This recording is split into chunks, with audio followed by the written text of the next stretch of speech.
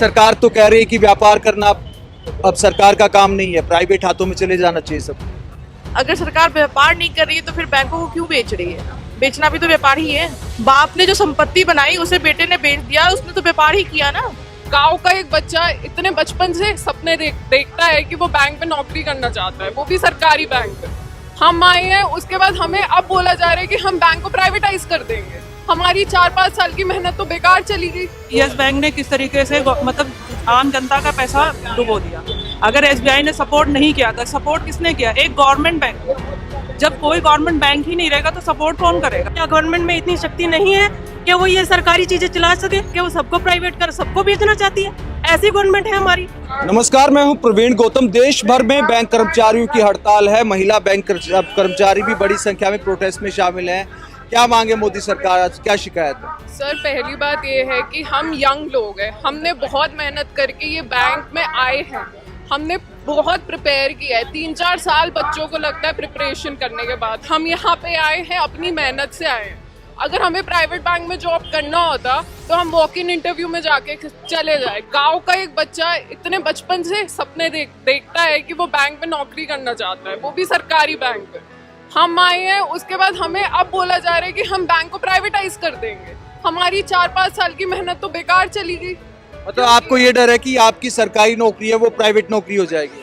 जी sir, हमने यहाँ पे सब इंजीनियर्स और MBAs है, हम सारे यंग लोग हैं। हम चाहते तो अभी भी हमें कोई चिंता नहीं है कि अगर आप कर देंगे, हमें नौकरी करने से कोई चिंता नहीं है, कुछ भी आप कर दीजिए। लेकिन हमने हमारे जो सपने हैं वो तो आपने तोड़ दिए ना, जो हमने इतनी मेहनत करके यहाँ पे आए हैं।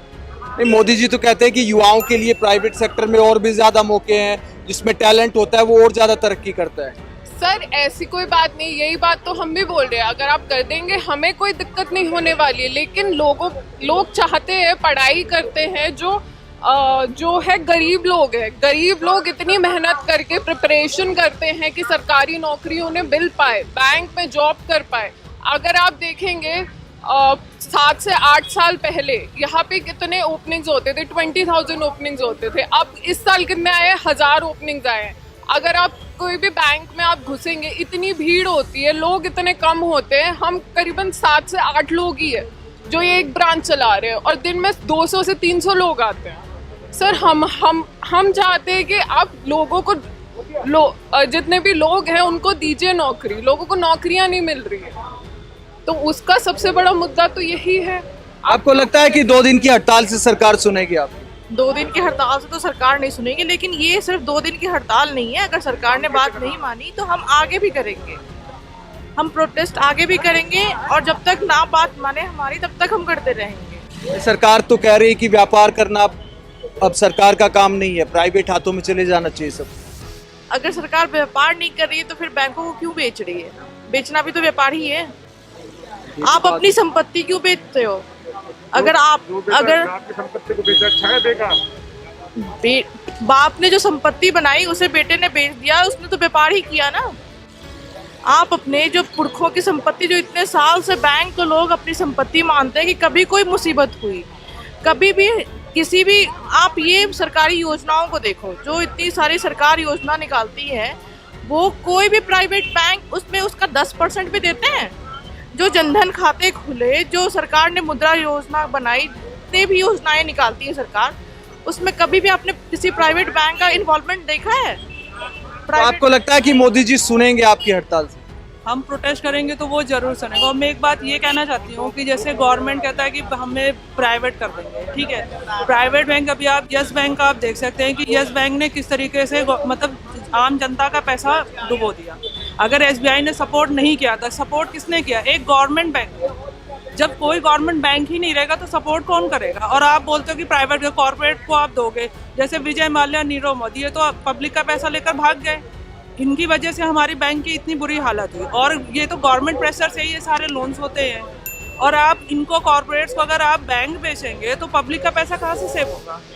इस सरकार की जो नीतियां है वो एक तरह से ये कहती हैं कि भाई सरकारी कर्मचारी सरकार के तले अच्छे से काम नहीं करते, प्राइवेट सेक्टर में ज्यादा काम होता है। तो गवर्नमेंट फिर सरकार कैसे रह सकती है? उनके भी तो कर्मचारी हैं।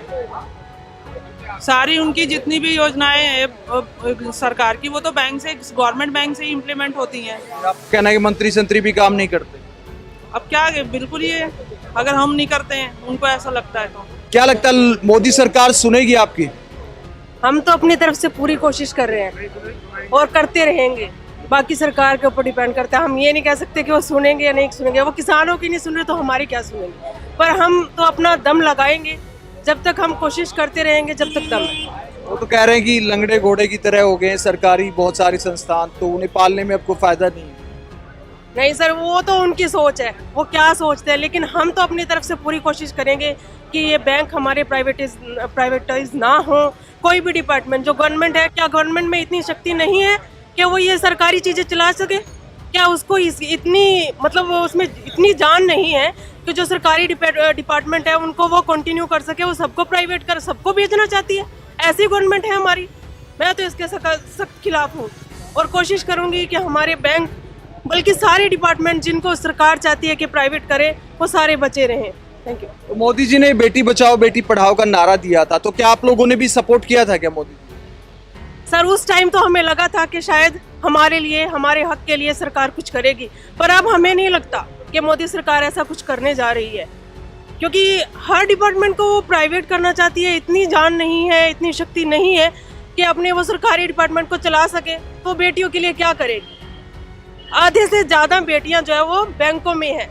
अब उनको प्राइवेट कर देंगे तो क्या बेटी बचा रहे हैं वो? मुझे नहीं लगता वो बेटियों को बचाने की कोशिश। आपने भरोसा किया था मोदी जी पे जब उन्होंने 2 करोड़ नौकरियां देने की बात की थी, या फिर रोजगार देने का वादा किया था जब 2014 में भी, तो भरोसा किया था क्या? जी सर, हमने किया था और हमने उस टाइम वोट भी दिया था, लेकिन हमें नहीं पता था कि एम्प्लॉयमेंट आने के बजाय एम्प्लॉयमेंट चली जाएगी। एवरी ईयर दर बदर कम से कम लाखों लोगों की नौकरियां जा रही है। अभी कोविड के बाद ही कम से कम 10 लाख लोगों की नौकरियां गई हैं, that too just in private sector.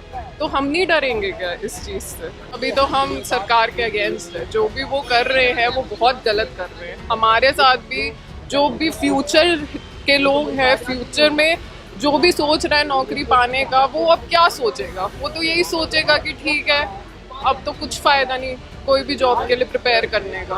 तो ये आपने महिला बैंक कर्मचारियों की बात सुनी, जिनका कहना है कि मोदी जी पर बेटियों ने बहुत भरोसा किया था, लेकिन अगर सरकारी डिपार्टमेंट का इसी तरह निजीकरण किया जाता रहेगा तो बेटियों के लिए भी संभावनाएं बहुत कम हो जाएंगी। आप बैंकों के निजीकरण पर क्या सोचते हैं? कमेंट बॉक्स में अपनी राय जरूर दें।